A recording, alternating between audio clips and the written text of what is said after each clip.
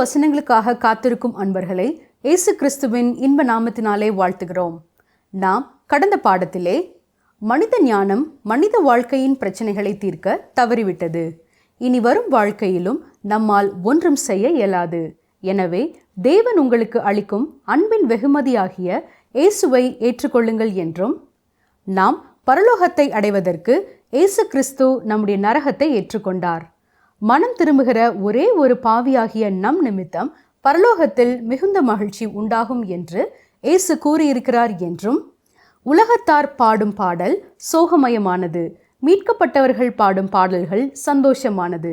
நம்முடைய வாழ்க்கையில் தேவன் கொடுத்த மீட்பு உண்மையாக இருக்கும் என்றால் நம்மால் பாடாமல் இருக்க முடியாது என்றும், மனிதனுடைய மண்ணாசையே போர்களையும் யுத்தங்களையும் உண்டாக்குகிறது என்றும், நாம் காணப்படுகிறவைகள் மேல் அதிக கவனத்தை செலுத்தாமல் காணப்படாதவைகளான நித்தியமானவைகளின் மீது கவனத்தை செலுத்த வேண்டியது அவசியமானது என்றும், ஆண்டவர் நமக்கு ஒரு வாக்குத்தத்தத்தை கொடுத்திருக்கும் போது இப்பொழுது இருக்கிற சூழ்நிலையை கண்டு நாம் சோர்ந்து போக அவசியம் இல்லை என்றும் கற்றுக்கொண்டோம். இன்று அதனைத் தொடர்ந்து ஏசாயா 55 அதிகாரத்தை கற்றுக்கொள்வோம். கிறிஸ்துக்குள் பிரியமான சகோதரனை சகோதரியே, நாம் ஏசாயா தீர்க்கதரிசியின் புத்தகம் 55 அதிகாரத்தை இன்றைக்கு நாம் சிந்திக்க இருக்கிறோம். ஏசாயா 53 அதிகாரத்திலே பாடுபட்ட இயேசு கிறிஸ்துவின் உயிர்த்தெழுதலினால் இந்த 55 அதிகாரத்திலே ரட்சிப்பு என்பதை தேவன் கொடுக்க சாத்தியமாயிற்று.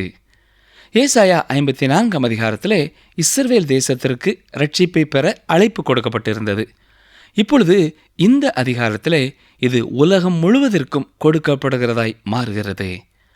இயேசு கிறிஸ்துவின் சுவிசேஷம் முதலாவது இஸ்ரவேல் ஜனங்களுக்கு கொடுக்கப்பட்டது. பின்னர் அது புறஜாதிகளுக்கு கடந்து சென்றது. ஆகவேதான் அப்போஸ்தலனாகிய பவுல் இவ்விதம் சொல்லியிருக்கிறார். ரோமர் 1 அதிகாரம் 16 வசனத்தை பாருங்கள். முன்பு யூதரிலும் பின்பு கிரேக்கரிலும் விசுவாசிக்கிறவன் எவனோ அவனுக்கு ரட்சிப்பு உண்டாவதற்கு அது தேவ பலனாயிருக்கிறது. அதற்காக யூதர்களுக்கு முதலிடம் கொடுக்கப்படுகிறது என்று அர்த்தமல்ல. அதே வேளையிலே அதற்கு மிகவும் கீழான நிலைமையும் கொடுக்கப்பட வேண்டியது அவசியமல்ல. மற்றவர்களைப் போலவே இவர்களுக்கும் தேவனுடைய திட்டத்திலே இடம் இருக்கிறது. யூதர்கள் முதலாவது சுவிசேஷத்தை ஏற்றுக்கொள்ள வேண்டும். பெந்தேகொஸ்தே நாளிலே அப்போஸ்தலனாகிய பேதுரு யூதர்கள் கூடியிருந்த கூட்டத்திலே தான் பேசினார். அவர்களிலே புறஜாதியார் இருந்திருக்க வாய்ப்பில்லை. அதனைத் தொடர்ந்து இந்த சுவிசேஷத்தின் அழைப்பு உலகம் முழுவதற்கும் செல்லுகிறது. இன்றும் கூட சிலர் மாத்திரமே உலக தரிசனம் உடையவர்களாய் காணப்படுகிறார்கள். ஏசாயா 53 அதிகாரத்திலே நாம் பார்க்கிறது போல இயேசு கிறிஸ்துவின் பாடுகள் ரட்சிப்பை உலகம் முழுவதற்கும் கொடுக்க வழி செய்தது. தேவனுடைய அழைப்பு இன்னும் இஸ்ரவேலில் முழுவதுமாக நிறைவேற வேண்டியதுள்ளது. இன்று உலகம் முழுவதிலும் இந்த சுவிசேஷம் பரவிக்கொண்டிருக்கிறது. ஒரே ஒரு நிபந்தனையோடு கூட. அது என்ன நிபந்தனை? அதை ஏற்றுக்கொள்கிறவர்களுக்கு கொடுக்கப்படும். தேவன் யாரையும் கட்டாயப்படுத்துகிறதில்லை. கேட்கிறவர்கள் தங்கள் சுய விருப்பப்படி அவரையும் சுவிசேஷத்தையும் ஏற்றுக்கொள்ளும் பொழுது அது அவர்களுக்கும் சொந்தமாகிறது. உண்மையில் அவர் சுவிசேஷத்தை அறிவித்து மற்றவர்களை ஏற்றுக்கொள்ளும்படி தூண்டுகிறார். அவரை தேடும்படி கட்டளையிடுகிறார். ஆனால் தேடுகிறவர்கள் கீழ்ப்படிவதிலேயே எல்லாம் அடங்கியிருக்கிறது. பாருங்கள், ஏசாயா 55 அதிகாரம் 1 வசனம் வாசிக்கிறேன். ஓ தாகமாயிருக்கிறவர்களே, நீங்கள் எல்லாரும் தண்ணீர்கள் அண்டைக்கு வாருங்கள். பணமில்லாதவர்களே, நீங்கள் வந்து வாங்கி சாப்பிடுங்கள். நீங்கள் வந்து பணமும் இன்றி விலையும் இன்றி திராட்சரசமும் பாலும் கொள்ளுங்கள். இந்த அதிகாரம் கர்த்தருடைய இருதய குமுறலோடு ஆரம்பமாகிறது. ஒவ்வொருவரும் நின்று தன்னுடைய ரட்சிப்பை கருத்திலே கொண்டு கவனித்து செல்ல வேண்டும் என்று அழைப்பு கொடுக்கிறார்.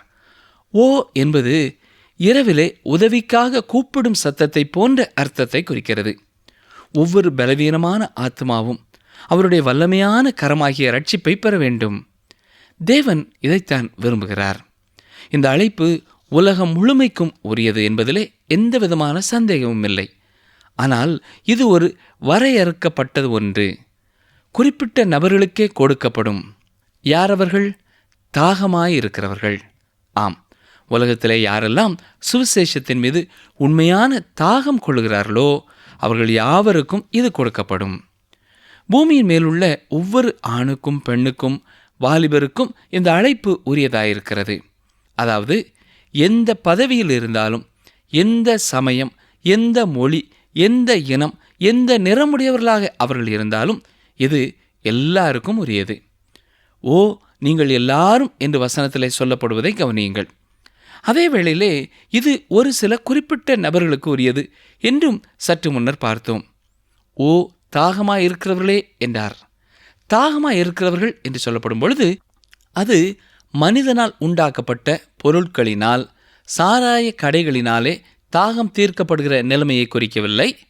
நித்தியமான நீரோடையிலிருந்து, ஜீவ நீரூற்றிலிருந்து தாகம் தீர்த்து கொள்ள விரும்புகிற மக்களுக்கு நேராக வருகிற அழைப்பு அது. டாக்டர் ஜென்னிங்ஸ் என்பவர் எழுதும் பொழுது, நாம் இந்த அழைப்பை கேட்போமாக. நாம் இதற்கு முன்னர் இப்படிப்பட்ட இரக்கமான கிருபையான அழைப்பை கேட்டதில்லை. அருமையான சகோதரனை சகோதரியே, எந்த விருந்தினரெல்லாம் இங்கே அழைக்கப்படுகிறார்கள்? தாகமாயிருக்கிற யாவரும். அப்படியானால் தேவையில் இருக்கிற யாரும் அழைக்கப்பட வேண்டும். நாம் நம்மிலே திருப்தியற்றவர்களாக இருக்கிறோமா? நான் என்னிலே திருப்தியற்றவனாக இருக்கிறேனா? எனக்கு தாகம் இருக்கிறது. இந்த உலகம் தருகின்ற எந்த காரியங்களிலேயும் எனக்கு திருப்தி இல்லையா? எனக்கு தாகம் இருக்கிறது. சமயத்திலே காணப்படுகிற எல்லா சடங்காச்சாரங்களிலேயும் எனக்கு அதிருப்தி இருக்கிறதா? அப்படியானால் எனக்கும் தாகம் இருக்கிறது. இது ஆசீர்வாதமான தாகம். இதுவே ஆசீர்வாதத்திற்கு தேவையான தகுதியாகும். ஆம், எனக்கு அன்பானவர்களே, நீங்கள் ஒருவேளை இவ்வாறு கூறுகிறவர்களாக இருக்கிறீர்கள் என்று வைத்துக்கொள்வோம். எனக்கு இதிலெல்லாம் விருப்பமில்லை, எனக்கு தாகமெல்லாம் கிடையாது, எனக்கு இந்த உலகத்தில் உள்ள பொருட்களிலேயே திருப்தி இருக்கிறது, அதிலேயே என் தாகமெல்லாம் அடங்கி விடுகிறது என்று சொல்வீர்கள் என்றால் இது உங்களுக்கு உரிய அழைப்பு அல்ல. உங்களுக்கு தாகம் வரும் வரை இது உங்களை அழைக்கப் போவதில்லை. ஆனால் உங்களுக்கு தாகம் வரும் பொழுது இங்கே இயேசுவண்டை வாருங்கள். நீங்கள் காரிலே பயணம் செய்து கொண்டிருக்கிறீர்கள். உங்களுக்கு தாகம் வந்தால் இறங்கி கடைகளிலே குளிர்பானமோ தேநீரோ அருந்திவிட்டு பயணம் செய்கிறீர்கள். தாகம் இல்லையானால் உங்கள் பயணம் தொடர்ந்து செல்கிறது. அதே போலத்தான். ஆனால் எப்படியும் தாகம் எடுக்கும் என்பது உண்மை. தேவன் எல்லா இடங்களிலும் இருந்து தாகமாயிருக்கிறவர்கள் இங்கே வரலாம் என்று அழைக்கிறார். உங்களுக்கு இந்த உலகம் போர் அடித்து விட்டதா? இதையெல்லாம் உங்களை திருப்திப்படுத்தவில்லை என்று உணர்கிறீர்களா? இதைவிட சிறந்தவைகளை தேடுகிறீர்களா? தேவன் சொல்கிறார், மகனே மகளே, நான் உனக்காக ஒன்று வைத்திருக்கிறேன் என்று சொல்கிறார். பின்னர் தன்னிடத்திலே என்னெல்லாம் உண்டு என்ற பட்டியலை கொடுக்கிறார். இந்த பொருட்களையெல்லாம் இலவசமாக தருகிறதாகவும் சொல்கிறார். ஒருவேளை நீங்கள் குளிர்பானம் எதையாவது அருந்த சென்றால் குறைந்தது ரூபாய் 15 ஆகும். ஆனால் தேவன் எந்தவித பணமும் இன்றி தருவதாக சொல்கிறார்.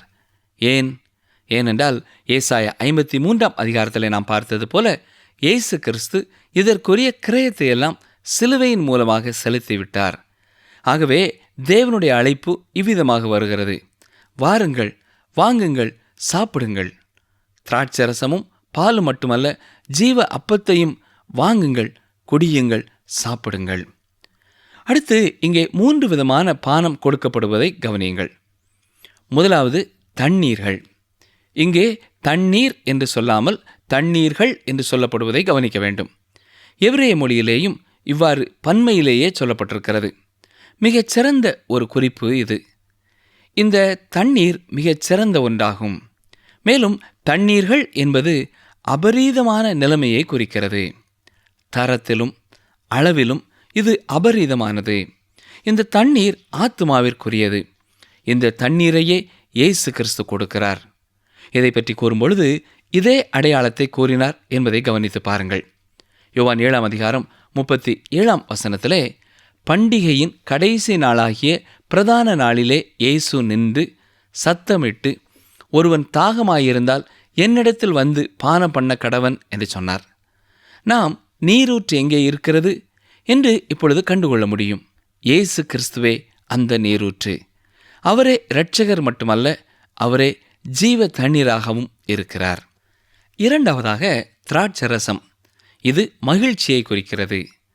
நீதிமொழிகள் 31:6 மடிந்து போகிறவனுக்கு மதுபானத்தையும் மனங்கசந்தவர்களுக்கு திராட்சை ரசத்தையும் கொடுங்கள் என்று வாசிக்கிறோம். மேலும் 1 தெசலோனிக்கேயர் 1:6 நீங்கள் மிகுந்த உபத்திரவத்திலே பரிசுத்த ஆவியின் சந்தோஷத்தோடே திருவசனத்தை ஏற்றுக்கொண்டு எங்களையும் கர்த்தரையும் பின்பற்றுகிறவர்களாகி என்று வாசிக்கிறோம். இயேசு கிறிஸ்து உங்களுக்கு இரட்சகர் மட்டுமல்ல, அவர் எஜமானாகவும் மாறும்போது உங்களுக்கு மகிழ்ச்சி முற்றிலும் வருகிறது. நீங்கள் அவரை அறிந்து கொள்ளும் பொழுது உங்களுக்கு சந்தோஷம் உண்டாகும். 1 யோவான் 1:4 யோவான் சொல்லுகிறார், உங்கள் சந்தோஷம் நிறைவாயிருக்கும்படி இவைகளை உங்களுக்கு எழுதுகிறோம் என்று சொல்கிறார். இந்த திராட்சரசம் ஒரு சிறந்த பானம். இது உங்கள் இருதயத்திலே மகிழ்ச்சியை வைக்கிறது. இது பரிசுத்த ஆவியினால் உண்டாகும் சந்தோஷம். 3வதாக பால். இது வளர்ச்சிக்கும் பலனிற்கும் தேவையான ஒன்று. குறிப்பாக இது குழந்தைகளுக்கு மிகவும் அவசியமானது. பாலானது எல்லா வயதினருக்கும் தேவையானது என்று ஆவிக்குரிய வாழ்க்கையிலே உணர்கிறோம். வேத வசனமாகிய பால் ஆவிக்குரிய வாழ்க்கையின் வளர்ச்சிக்கு அவசியமானது. அப்படியானால் ஒவ்வொரு பிரசங்கிமாரும் பால் வியாபாரி என்று சொல்லலாம் இல்லையா? ஏனென்றால் அவர்கள் தேவ வசனமாகிய பாலை எல்லாருக்கும் வழங்குகிறார்கள். அப்போஸ்தலனாகிய பேதுரு இதை குறித்து 1 பேதுரு 2:3 இவ்வாறு சொல்கிறார், நீங்கள் வளரும்படி புதிதாய் பிறந்த குழந்தைகளைப் போல திருவசனமாகிய களங்கமில்லாத ஞானப்பாலின் மேல் வாஞ்சையாயிருங்கள். நீங்கள் சிறு குழந்தை பாலுக்காக அழுகிறதை கவனித்து பார்த்திருக்கிறீர்களா? கால் கைகளை உதறி அழுது புரளும். ஏன்? அதற்கு பால் தேவை. அதை தெரியப்படுத்துகிறது. தேவனுடைய பிள்ளைகளும் தேவ வசனத்திற்காக இவ்விதமாக நாடி தேட வேண்டும். நீங்கள் விசுவாசியாக இருந்து கொண்டு வேத வசனத்தை விரும்பி வாசிக்கவில்லை என்றால் உங்களிடத்திலே ஏதோ ஒரு தவறு இருக்கிறது. இன்றைய சபைகளிலே காணப்படுகிற பிரச்சனை இதுதான். அவர்கள் வேத வசனத்தை மக்களுக்கு கொடுப்பதை தவிர மற்ற எல்லாவற்றையும் நன்றாக செய்கிறார்கள். அநேக சபைகளிலே முழுவதும் இப்பொழுது பிறந்த குழந்தைகளாலே நிரம்பியிருக்கிறது. ஆவிக்குரிய குழந்தைகள், வளர்ச்சி இல்லை. காரணம் என்ன தெரியுமா? அவர்கள் வேத வசனத்திலே பலப்படவில்லை. நீங்கள் விசுவாசிகளானால் தேவ வசனமாகிய பாலை விரும்பி தேட வேண்டும். இது இலவசமாக கிடைக்க கர்த்தர் அருள் புரிந்திருக்கிறார். தொடர்ந்து ஏசாயா 55:2 பாருங்கள். நீங்கள் அப்பமல்லாததற்காக பணத்தையும் திருப்தி செய்யாத பொருளுக்காக உங்கள் பிரயாசத்தையும் செலவழிப்பானேன். நீங்கள் எனக்கு கவனமாய் செவி கொடுத்து நலமானதை சாப்பிடுங்கள். அப்பொழுது உங்கள் ஆத்துமா கொழுப்பான பதார்த்தத்தினால் மகிழ்ச்சியாகும். இன்றைய நாட்களிலே அநேகர் இவ்விதமாக அப்பம் அல்லாததற்காக பணத்தை செலவு செய்கிறார்கள். மற்றவர்களுக்கு ஊழியம் செய்யாத, பிரசங்கியாத அநேக ஊழிய ஸ்தாபனங்களுக்கு நேரத்தையும் செல்வத்தையும் செலவு செய்கிறார்கள். சிலர் தேவனுடைய வசனத்திற்காக செலவழிக்காமல் அறியாமல் அதை போன்று இருக்கிற மனித தத்துவங்களுக்கு செலவு செய்கிறார்கள். புதிய கொள்கைகளை வேதத்திலே புகுத்த செலவு செய்கிறார்கள். இது உண்மையான அப்பம் அல்ல. இதற்காக நாம் செலவு செய்யக்கூடாது. அருமையானவர்களே, நீங்கள் யாருக்கு எப்படிப்பட்ட காரியங்களுக்கு செலவு செய்கிறீர்கள் என்பதை விசாரித்து செய்தால் நல்லது. நீங்கள் வேத வசனமாகிய அப்பத்தை வாங்குவதற்கு பதிலாக அறியாமல் தவிடை வாங்கிவிட்டீர்கள் என்றால் அது உங்களுக்கு திருப்தி தராது. உங்கள் இருதயத்தையும் அது சந்தோஷப்படுத்தாது, உங்களை ஆற்றி தேற்றாது. ஆகவே நீங்கள் ஒரு கேள்வியை உங்களை பார்த்து கேட்க வேண்டும். நான் அப்பம் அல்லாததற்காக பணத்தை செலவு செய்கிறேனா? இதற்கு பதிலை நீங்களே கண்டுபிடியுங்கள். மட்டுமல்ல, இந்த உலகத்தின் இன்பங்களுக்காக நீங்கள் செலவு செய்கிறீர்களா? சற்றே யோசித்து பாருங்கள். உலக பொருட்கள் செலவு கூடியவை மட்டுமல்ல, அவைகள் ஒருபொழுதும் உங்களை திருப்தி செய்யாது. இது தவறுதான். உங்கள் ஆத்துமாவை இது திருப்தி செய்யுமா? முடியாது. அப்படியானால் உண்மையான மகிழ்ச்சி எங்கே இருக்கிறது? இதை நீங்கள் பணத்தினாலே பெற்றுக்கொள்ள முடியாது. ஜே கவுல்ட் என்ற அமெரிக்காவின் மிகப்பெரிய பணக்காரர் ஒருவர் மரிக்கும் பொழுது, இந்த உலகத்தில் உள்ள மிகவும் மோசமான பிசாசு நானாகத்தான் இருக்கும் என்று சொல்லி மரித்தாராம். லார்ட் பெய்ரன் என்பவர் புகழ், அறிவு, பணம் போன்றவற்றிலே சிறந்தவர். அவர் தன்னுடைய கவிதையிலே புழுவும் துக்கமும் எனக்கு மட்டுமே சொந்தமாயின என்றார். அருமையானவர்களே, நீங்கள் ஏன் தண்ணீரும் திராட்சரசமும் பாலும் ஜீவ அப்பமும் தயாராக வைத்திருக்கிற பந்தி மேஜைக்கு வரக்கூடாது? உங்களை திருப்தி செய்கின்ற இந்த விருந்திலே நீங்கள் ஏன் இலவசமாக கலந்து கொள்ளக்கூடாது?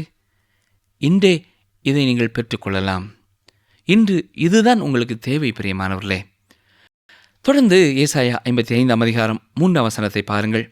உங்கள் செவியை சாய்த்து என்னிடத்தில் வாருங்கள், கேளுங்கள், அப்பொழுது உங்கள் ஆத்துமா பிழைக்கும். தாவீதுக்கு அருளின நிச்சயமான கிருபைகளை உங்களுக்கு நித்திய உடன்படிக்கையாக ஏற்படுத்துவேன். தேவன் தாவீதின் மேலே கிருபையாக இருந்தார். அதே போல உங்கள் மீதும் என் மீதும் அவர் கிருபையாக இருக்கிறார். ஒரு தேவ ஊழியரிடம் சபை உறுப்பினர் ஒருவர் வந்து, ஐயா, தேவன் ஏன் தாவீது போன்றவர்களை தெரிந்தெடுத்தார் என்று கேட்டார். இந்த கேள்வியை கேட்ட அவர் ஒரு புன்சிரிப்புடன், ஊழியரை நன்றாக மாட்டிவிட்டோம் என்ற பார்வையுடன் நின்று கொண்டிருந்தார். ஊழியருக்கு அவருடைய எண்ணம் புரிந்தது. பாவம் செய்த தாவீதை கடவுள் ஏன் தெரிந்தெடுத்தார் என்ற அர்த்தத்திலே அவர் கேட்பது ஊழியருக்கு புரிந்தது. எனவே அந்த கர்த்தருடைய ஊழியர் அவரிடத்திலே, தேவன் தாவீதை ஏன் தெரிந்தெடுத்தார் என்று நான் உனக்கு சொல்ல விரும்புகிறேன். நீனும் நானும் தேவனிடத்திலே வருவதற்கு தைரியம் பெறவே தேவன் அவனை தெரிந்தெடுத்தார். தேவன் தாவீதை எடுத்து கொண்டிருப்பார் என்றால் என்னையும் உங்களையும் எடுத்திருப்பார் என்று கூறினார். சரிதானே? தேவன் தாவீதுக்கு அருளின நிச்சயமான கிருபைகளைத்தான் எனக்கும் உங்களுக்கும் இன்றும் தருகிறார். அதை நித்திய உடன்படிக்கையாகவும் ஏற்படுத்துவார். இது எவ்வளவு பெரிய ஒரு பாக்கியம் இல்லையா? இந்த பாக்கியத்திற்குள்ளே நீங்கள் கடந்து வந்து விட்டீர்களா? சற்றே யோசித்து பாருங்கள். ஏசாயா 55 அதிகாரம் 4 வசனம் வாசிக்கிறேன். இதோ அவரை ஜனக்கூட்டங்களுக்கு சாட்சியாகவும் ஜனங்களுக்கு தலைவராகவும் அதிபதியாகவும் ஏற்படுத்தினேன். இயேசு கிறிஸ்துவே அந்த உண்மையான சாட்சியாக இந்நாட்களிலேயும் இருக்கிறார். தொடர்ந்து 5 வசனத்தை பாருங்கள். இதோ நீ அறியாதிருந்த ஜாதியை வரவழைப்பாய். உன்னை அறியாதிருந்த ஜாதி உன் தேவனாகிய கர்த்தரின் நிமித்தமும் இஸ்ரவேலுடைய பரிசுத்தரின் நிமித்தமும் உன்னிடத்திற்கு ஓடி வரும். அவர் உன்னை மேன்மைப்படுத்தியிருக்கிறார். இதோ நீ அறியாதிருந்த ஜாதியை வரவழைப்பாய். அந்நாட்களிலே ஏசாயாவிற்கு அமெரிக்க ஐக்கிய நாடு எல்லாம் தெரியாது. ஆனால் இந்த தீர்க்க தரிசனத்திலே இந்த நாட்டையெல்லாம் சேர்த்துத்தான் அவர் சொல்லியிருக்கிறார். ஏசாயா 55:6 வசனம் பாருங்கள்.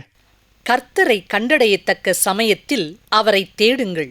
அவர் சமீபமாயிருக்கையில் அவரை நோக்கி கூப்பிடுங்கள்.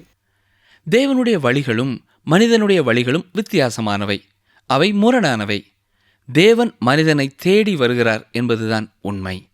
ஆனால் மனிதனும் அவரை தேட வேண்டும் என்று இங்கே வசனத்திலே தெளிவாய் பார்க்கிறோம். ஆனால் சிலர் இதை ஏற்றுக்கொள்கிறதில்லை. அவரே தேடி வந்து ரட்சிப்பார், நாம் அதற்காக ஒன்றும் செய்ய வேண்டியதில்லை என்று சொல்வார்கள். இல்லை பிரியமானவர்களே, தேவனுடைய தெரிந்தெடுத்தலும் அவருடைய நோக்கங்களும் மனித உறுப்புகளை தள்ளிவிடுவதில்லை. இயேசு சொல்லும் பொழுது, பிதாவானவர் எனக்கு கொடுக்கிற யாவும் என்னிடத்திலே வரும் என்று சொல்கிறார்.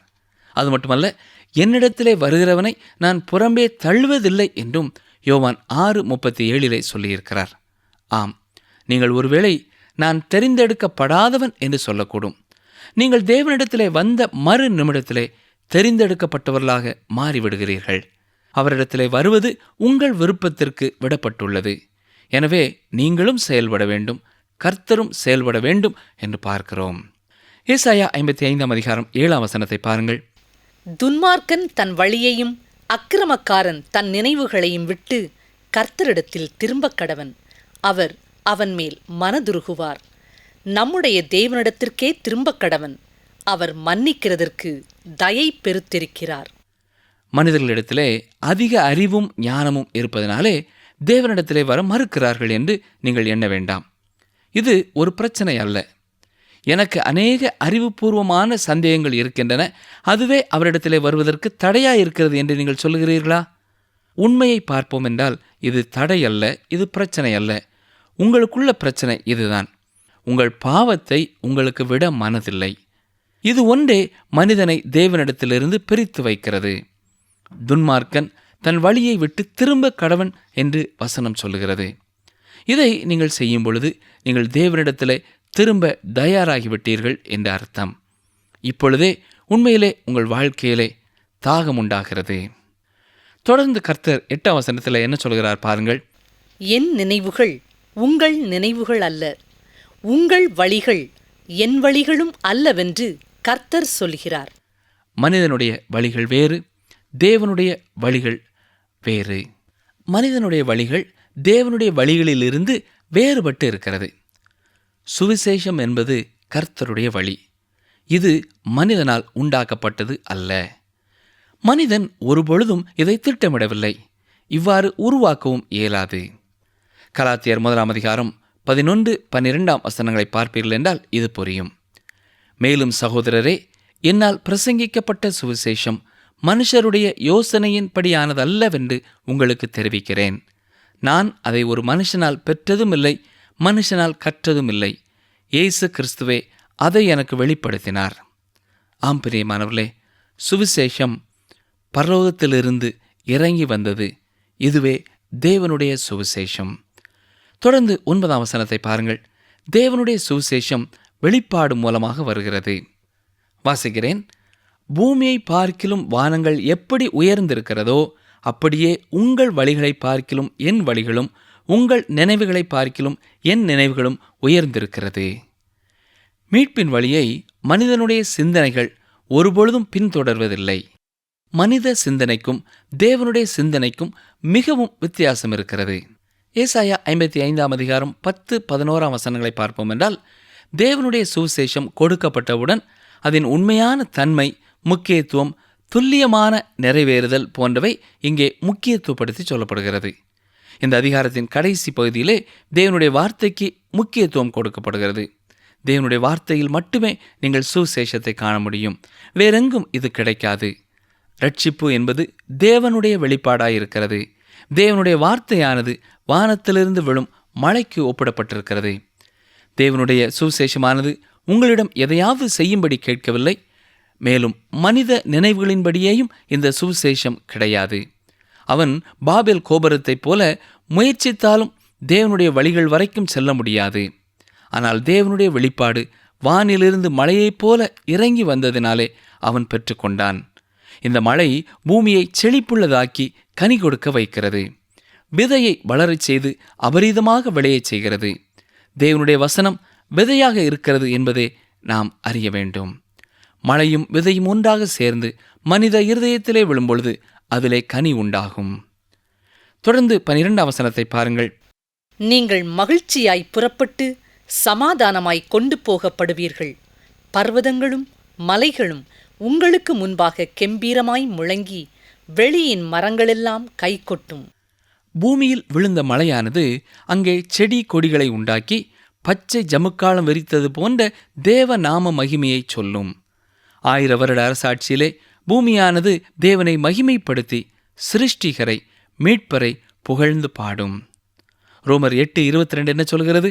ஆகையால் நமக்கு தெரிந்திருக்கிறபடி இதுவரைக்கும் சர்வ சிருஷ்டியும் ஏகமாய் தவித்து பிரசவ வேதனைப்படுகிறது என்று சொல்லப்படுகிறது.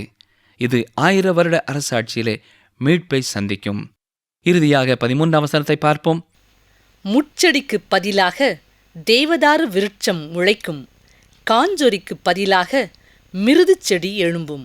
அது கர்த்தருக்கு கீர்த்தியாகவும் நிர்மூலமாகாத நித்திய அடையாளமாகவும் இருக்கும். இந்த வசனமும் 1000 வருட அரசாட்சியை எதிர்பார்த்து சொல்கிறதாயிருக்கிறது.